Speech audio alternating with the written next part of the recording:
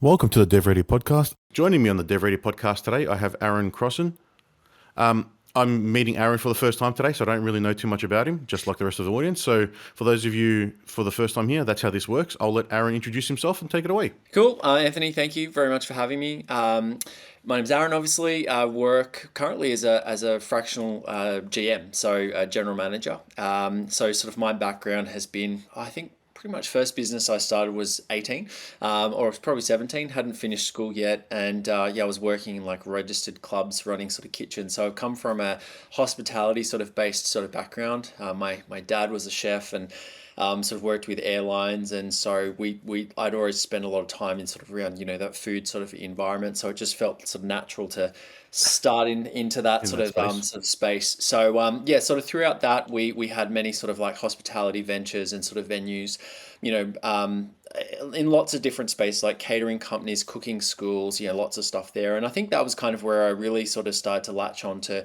understanding sort of the dynamics of business and sort of being challenged. Like it's okay to run a small kind of little, pop-up sort of business or cafe, but then when you start having bigger expenses, bigger break evens, like the game sort of changes a fair bit. And that was kind of where I really sort of started to lean into like the business side of things and trying to understand marketing and trying to understand sales, and then how do we actually sort of scale sort of our business. So that for me was probably a journey of about 10 years of investing with business coaches, trying basically learning through mistakes. So I went through the school of hard knocks, so to speak. Didn't go and do an MBA or any of these amazing things that people kind of do. Mine was learning through sort of mistakes, and I think I probably spent twice as much as an MBA would cost me. But anyway, that was kind of sort of my journey, and throughout that, working with sort of different businesses and applying my, I guess, acquired sort of skills and experience across lots of different industries and sort of lots of different businesses. And I've sort of found this really amazing sweet spot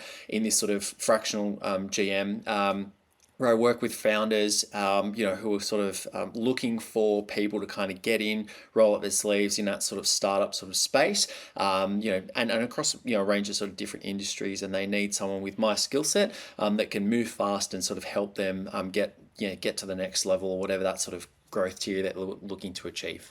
So, there's a bit to unpack there. So, having that familiarity Yeah. with that sort of culinary world definitely makes sense to jump into that space because you probably would have seen from your father as a chef and working with different things if he was contracted or moving around a lot, probably understanding how the business runs and what you needed to do to get into that space. So that's probably an easy jump point there.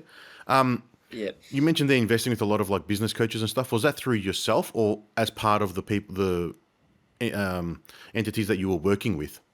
No, like at that particular time, like that was me looking for help. And I think that's Yep. also in this, like where I sort of transitioned, in sort of my career has actually been sort of, I ended up working with business coaches. So I hired one originally who really helped me like understand the business. Like when I look back at it now and use my sort of marketing kind of brain and my sales brain, I look at what we were doing. We were this hospitality venue which had a cafe downstairs, a retail store, a cooking school, a catering company. We did corporate stuff, kids parties, Oh, and I wow. look at it now and go, oh my gosh, how do you put that on a flyer? Because this is pre like Facebook advertising, right? So I'm Yep. like, how did I get all of that on a flyer and kind of like bring sort of people in, right? So that was a big challenge for us, and sort of learning like what we originally started with was this cooking school concept, which we just started to do before MasterChef, sort of arrived in Australia. And so it was kind of completely sort of new. So we were trying to sort of fumble our way through. And I think what we started with in that particular business isn't what we sort of ended up with. So we ended up doing a lot of corporate catering. We worked with BMW, Westfield, and we did all of these sort of amazing sort of things. And it working through with that business coach allowed me to understand the dynamics of business and then how do we actually sort of scale. So I went from working inside that business 80, 90-hour weeks, like crazy hours, to pretty much I would still work in the business, but we actually found a way that we could actually scale the catering side of things, and we would be running 20, 30 events on a weekend Oh, across, wow. like all of Sydney and sort of down to Canberra, and we'd have all of these guys going. So that for me was kind of like the real like eye opener and the light bulb moment of like, wow.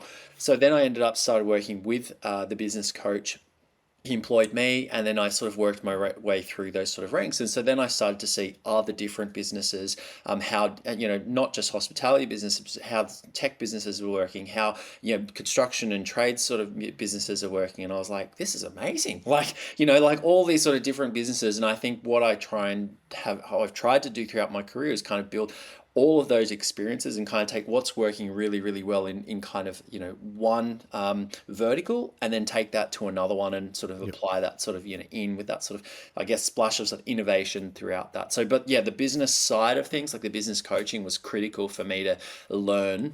That was like my mini MBA, sort of, so to Yep. speak, over that Oh, it's time. probably better than what the MBA would have actually taught you if you went to school, because it was real world, actual problems, not something from a book. And then you're acting like a management consultant when you go out and deal with things. Yeah, I was taught this, and this is how it has to go.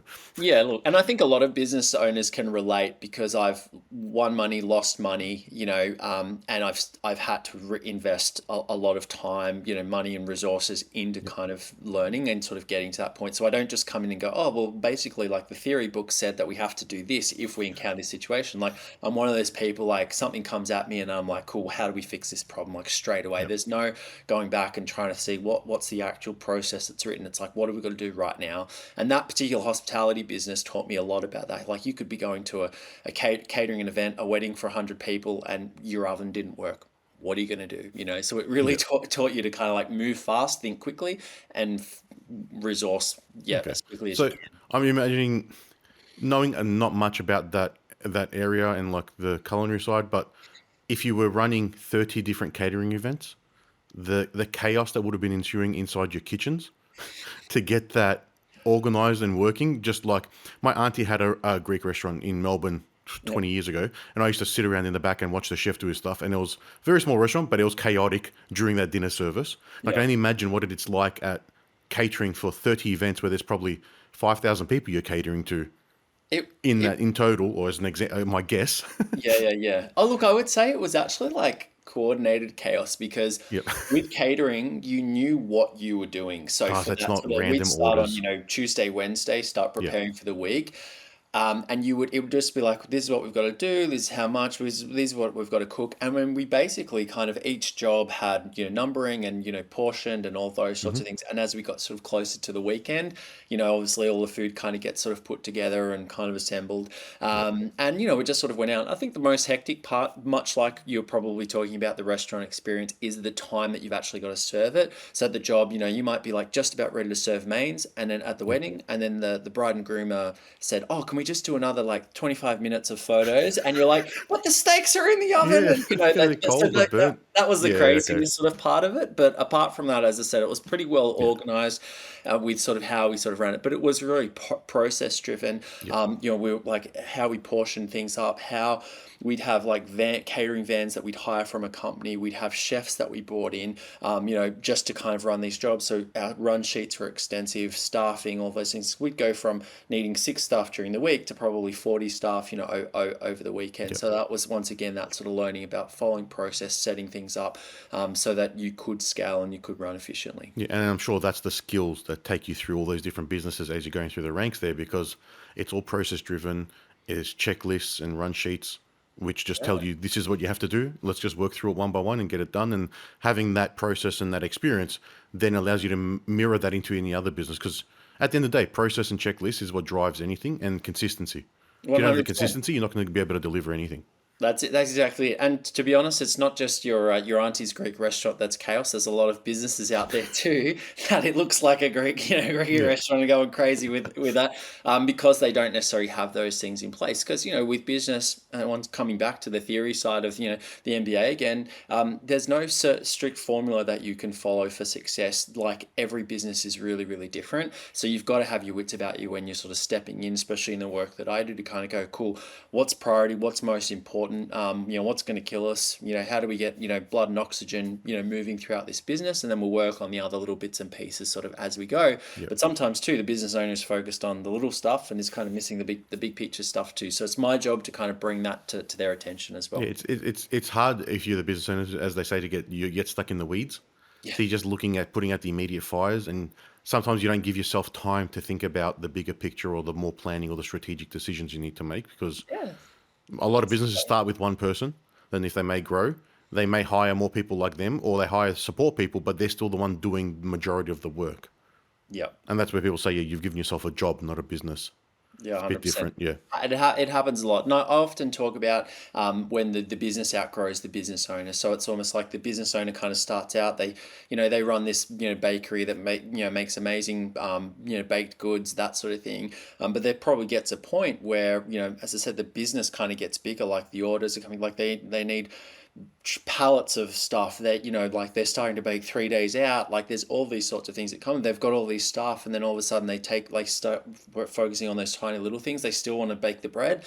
but they've got big problems because they're not looking at the bigger sort of picture. So it's often time like, how do I kind of pull them out of the weeds and get them to focus on the big stuff, Yeah. which is your vision, your strategy, and sort of your tactics about how you're going to kind of approach, and being really clear about what we need to achieve in that business as well. So And probably in a lot of those scenarios, it's not necessarily about taking them away from the baking, if that's what they enjoy doing. It's getting them the support to do all the stuff that's around it that they're not currently doing. yeah, yeah, which is why like my role is so relevant in how I sort of work with people. Is they don't always want to come away from the bread, but you still need a captain. You still need to someone to sort of drive the ship and kind of give us sort of direction. So if not you, that's fine, but we've got to go and find someone who can actually sort of do that.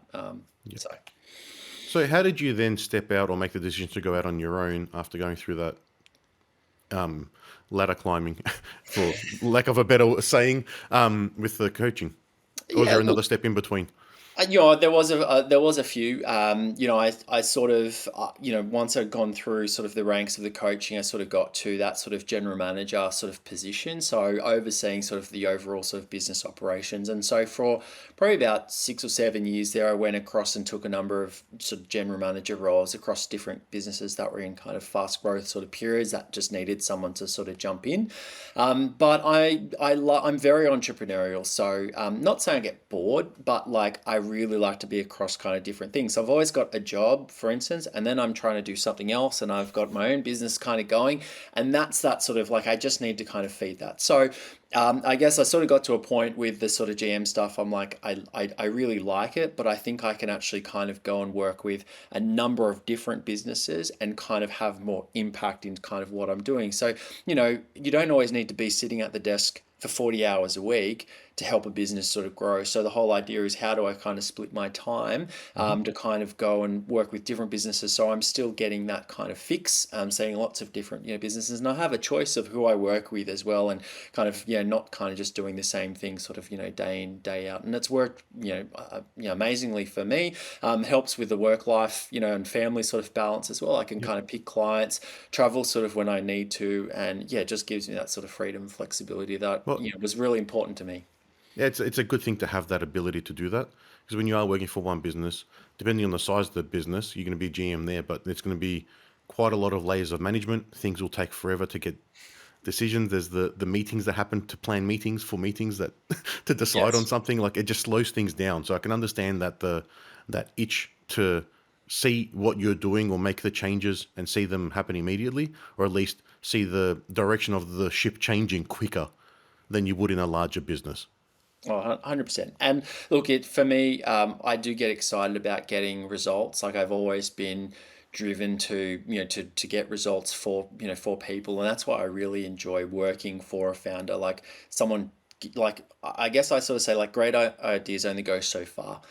My job is to be able to kind of take that idea and build the framework and the ability for us to kind of grow, scale, and do what we need to do and sort of hit those objectives. So when I'm sort of stepping into these roles, like it is really fun. You're meeting new people, but you're also learning more about, I've stepped into lots of different industries and I get to learn about that. Like could be childcare, could be property investing, finance, any of these sorts of, businesses. But at the end of the day, like everyone sort of asks me like, oh, do you know enough about like property investing? I'm like, my job is not to sell property. Like my job is Yeah. actually to ensure that this business is operational, it's effective and it's efficient in sort of what it's doing. So the foundations of business are still exactly the same. We need marketing, we need sales, we need to be able to deliver on, what we sort of do and put the right people in place to be able to sort of, facilitate that. The other thing that I'm really aware of is not embedding myself in the business. So, my job, is teach a man to fish, rather than, hey, I'm the guy who holds, all the answers. So it's very Yeah. much like I'm trying to share share, facilitate, put the right people in place. Because I can't tell you how many times I get offered a role, full time to come Yeah, and join people. I I'm can like, no, imagine. no, no, like, but I will help you find the right person to kind of step into this role. And as I said, usually it's because they've either had a bad GM experience, the founder hasn't onboarded the right GM, properly. So I help with that transition as well and finding the right GM and setting a really good foundation for both the founder and for the incoming sort of GM. So in a way, I'm Hmm. doing myself out of a job, but at the end of the day, I feel like that's a good thing in Yeah. in the business that I'm sort of in. So And yeah, worst thing is if like I hold all the keys, it doesn't help the business sort of move forward. So yeah, and we hold the same philosophy when we provide our like virtual CTO or product owner or even teams to the startups that we work with. The goal is for them to transition to their own internal teams. That means they've got a business, it's running, they can afford to have the internal knowledge now. We can transition all of that, and then they're out on their own, which means they're succeeding. And now they're at a level where they can probably get the next level of funding that they're after. yeah. So it's all good things. That's what you want to happen. You don't want to be stuck with them because they're half listening to what you're telling them or half taking on the advice and just keep stumbling back doing what they were doing, because then you'll be challenging them constantly but not seeing the results or the things turn around, which is Yeah. probably a bad thing from, not a bad thing, but that's not what you would prefer to see either. You want to see them actually step ahead and get to where they want to get to. Yeah, and look, you've touched on a really good point there.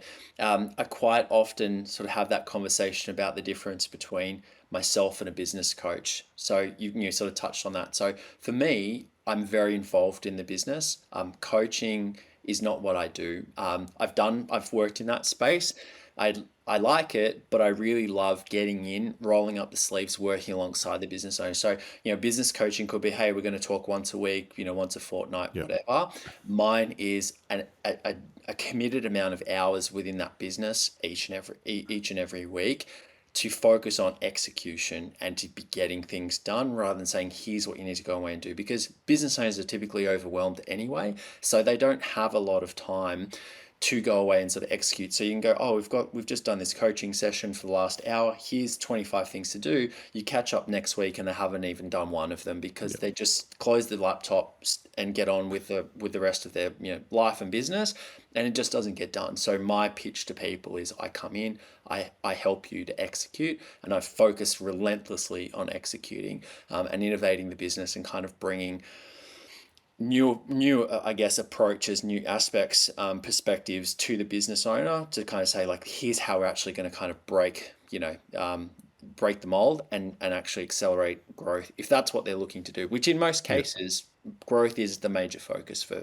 people. That's where they're stuck. That growth limits or a lack of growth limits the ability to hire the right people, to have good people on board and kind of actually push the business kind of forward. When everything's moving in the right direction, you attract good talent coming into Yeah. the business sort of It, too. So do you see sort of that limitation there on the growth is that those businesses are starting out on their own, or they had probably a corporate career where they were a specific type of role who did a thing, and then they go out on their own, but they haven't have been experienced to the multifaceted side of business and all the other parts of they need to go along with it. They think, yep, I've seen from the surface level what happens. I can go out on my own and now do it. yeah. Oh, all the time. Like, anyone who like comes out of corporate, it's a different speed. Like small business, I think in sort of my space works at a rapid pace.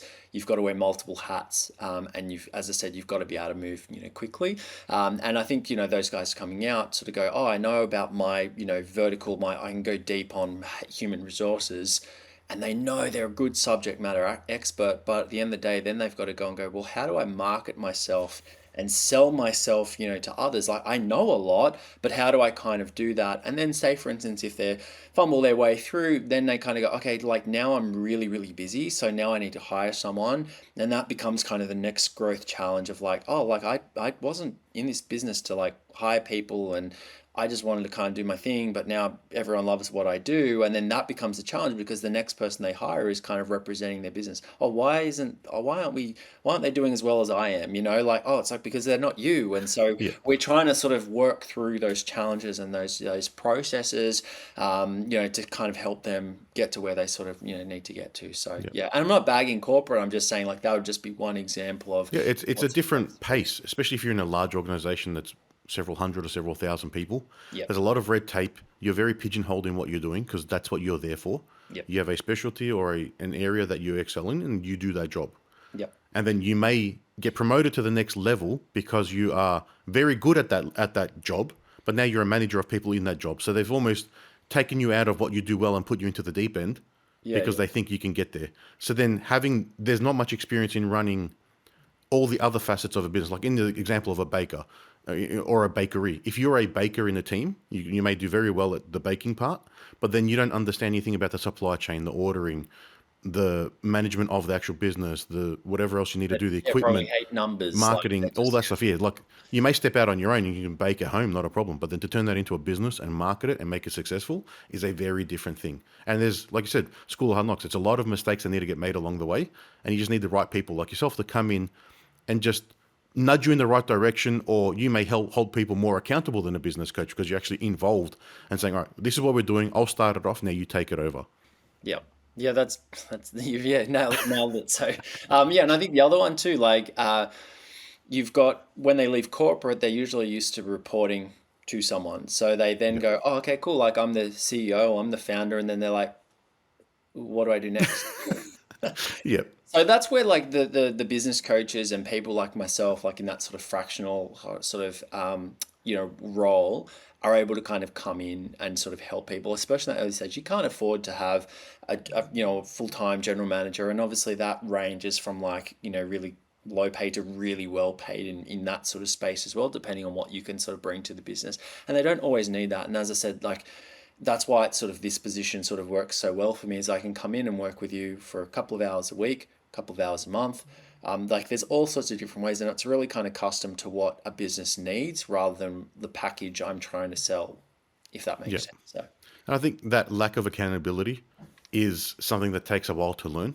I've never not had it because what I've done since uni is this business, and I've had two other jobs where I was working at Coles in the fresh produce section for 9 years. So we yep, had managers, and I knew I was accountable to them. yep, I did a summer internship for a programming for a education department in Victoria. Again, that was on our own, so we had to just make sure we delivered in the time frame that we had. yep, And then in this business, it's now we've been doing it for so long. It's if I take a long lunch break, I feel like I'm ripping myself off. Like I know I'm accountable to myself, and that's how it is. But yeah, it takes a while to learn that as well. That things don't get done. No one's going to be hounding you back to try and make sure they're done. Or you delayed with a client. It's on you. It's not someone else following up and making sure it's getting done. So you've got to have those processes in place to ensure you're doing what you're supposed to do when you're supposed to do it. yep. Which is harder than it sounds. Oh, definitely. It's probably taken me 16 out of 17 years to to get that in mind. Yeah, we're still S- learning. yeah. So what sort of businesses do you work with where you fit in the best? Like at what level are they looking to go from A to B where they're struggling? It really depends, where kind of the business is at, and I guess on their growth journey and the type of business. Like some are kind of a bit easy to run themselves, where and can sort of sustain themselves for a fair bit longer before they sort of need help.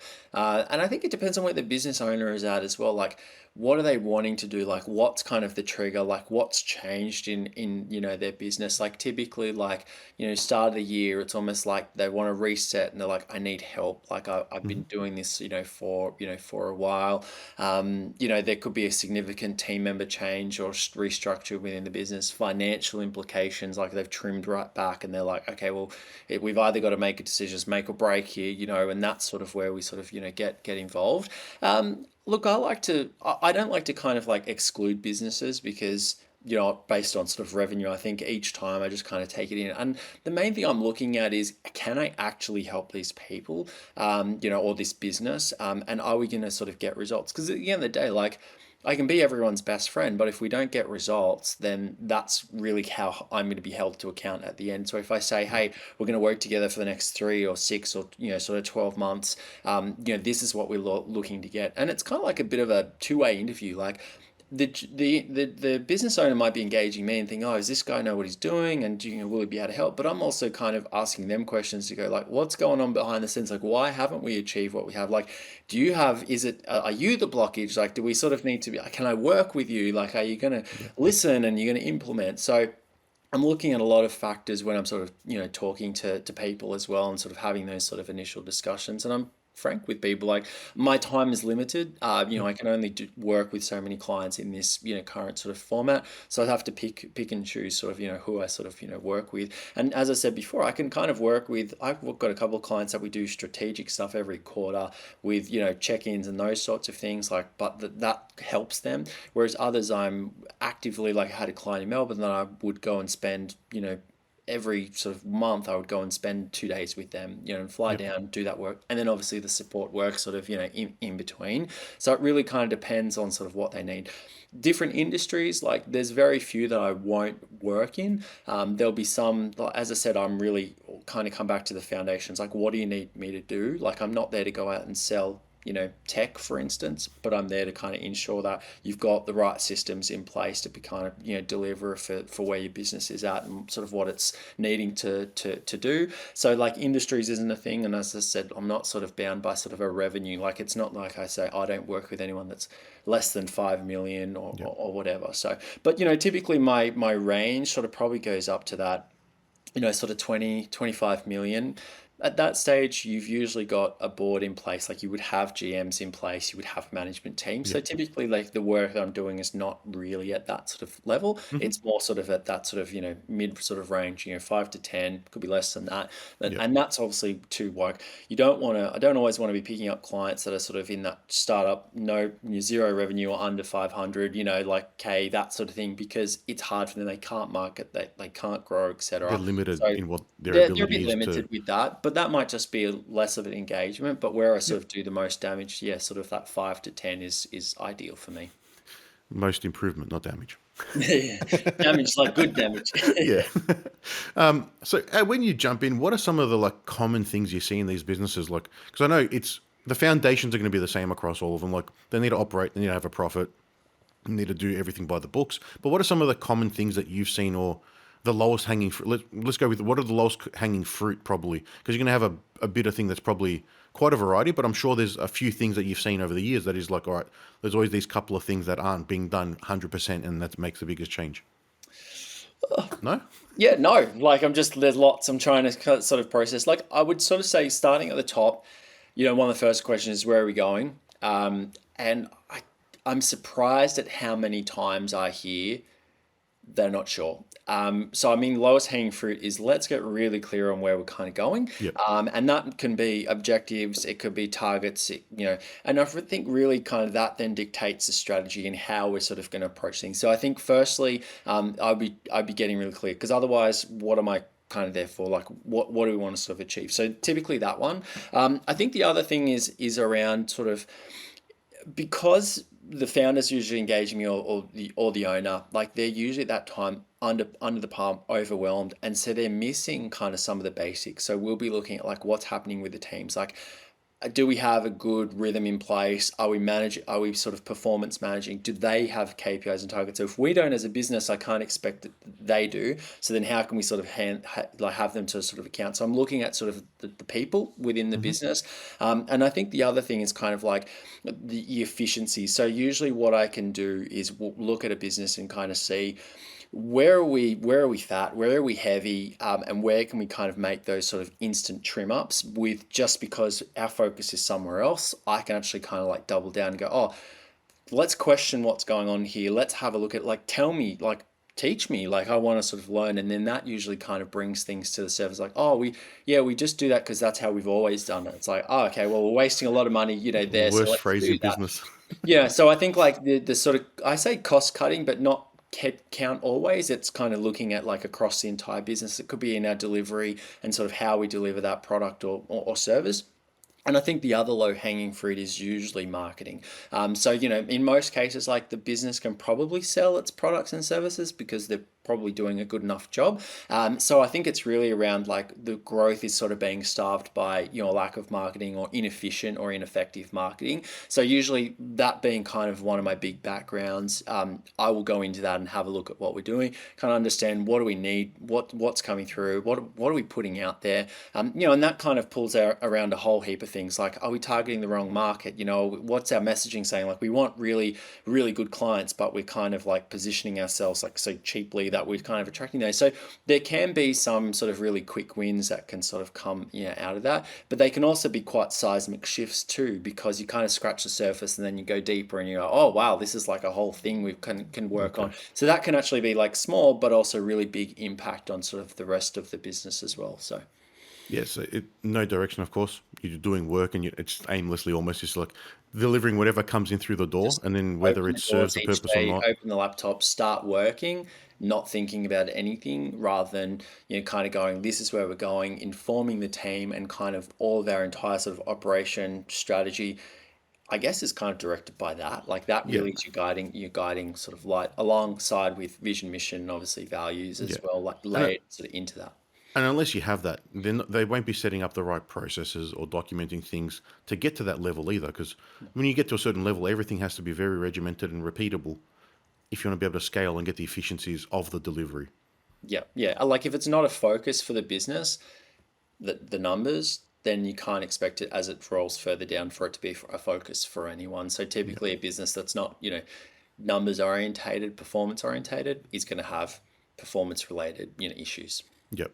And then on the marketing side, I think that's a very hard one for people to get their head around. I'm assuming, or probably from what I've seen, I'm assuming a lot of small businesses is like, all right, have an Instagram profile and a website, and we're marketing. Yep. Which that is the case. And so when I come in, that's an easy win to go, well, there's heaps that we're missing out on. Like what's happening with the database? Let's analyze that. What are we doing from a, paid perspective? Like, what's our brand doing? Like there's some kind of really quick and easy wins that we can usually sort of get going if that's what they need to sort of, help the business. But obviously if we're struggling from a sales or from a delivery perspective, like adding more fuel to the fire is not what that business, sort of needs. So it's not always like come in and let's double our marketing spend. It's actually like maybe we can just leverage the sales. Maybe we do a bit of training with the sales team if they have, or kind of look at how are we delivering, and how can we improve that to kind of get to where we sort of need to. So. Yep. And then over the last couple of years, have you seen a big shift in the way people are probably approaching sort of how they work with like AI and thinking that it can do a lot of the stuff for them now? And is that coming in any of the stuff that you're doing? Oh, massively. Yeah, like I guess because I work with like lots of different Yeah, you businesses. have a wide variety there. Yeah, like you start to see like obviously every industry is kind of being impacted differently with AI tech and sort of how they're leveraging it. And as I said, I try and sort of take like best practice. Like if I see someone in that industry or vertical or that business doing that, I'm like, can we do that over here and do some different things or apply this or take an element sort of of it as well. But the other thing too is kind of people can't have the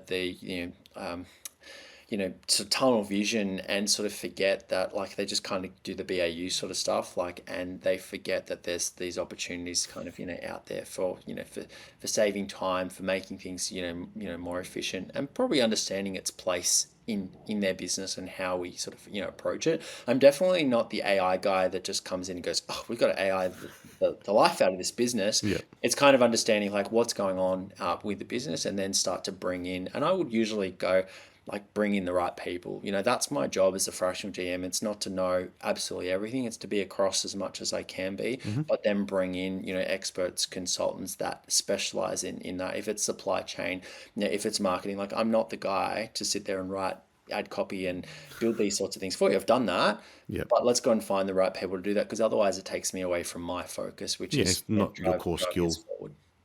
And we've seen when we go into businesses to consult, we don't want to change the entire business with AI because it's unreasonable and it's not really going to happen. It's not there yet, but it's the businesses aren't ready internally with processes and systems to actually get AI involved.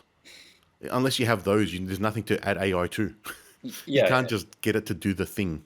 no, and like that's I think that's part of the education discovery, and sort of bring people in to sort of what we do, and getting them to understand it, bring the right people in so that they can kind of add their expertise, into sort of what we're doing, and find where the AI tech sort of piece fits into the business. Because as I Yeah, said, it's just go, we just do it this way because that's how we've always done it. Most expensive words in business, yeah, and that seems to be the case. So, as a disruptor innovator, like I'm always looking for different ways to be able to do things. But as I said, for business owners, they might think that ChatGPT is kind of like that's the edge of the atmosphere for AI, and it's like there's so much more. And I've been lucky like working across those different like my exposure to the way that people are leveraging it and how they're kind of using it. He's giving me like a heap of insights as well that I can then, as I said, roll that back into the businesses that I'm sort of working with as well. So Yeah, and that's just really it's one tool in the toolbox that supports a business. It's all the things you're implementing are just little tools that make the business run better, and then they have these tools available to then improve. yep, yep.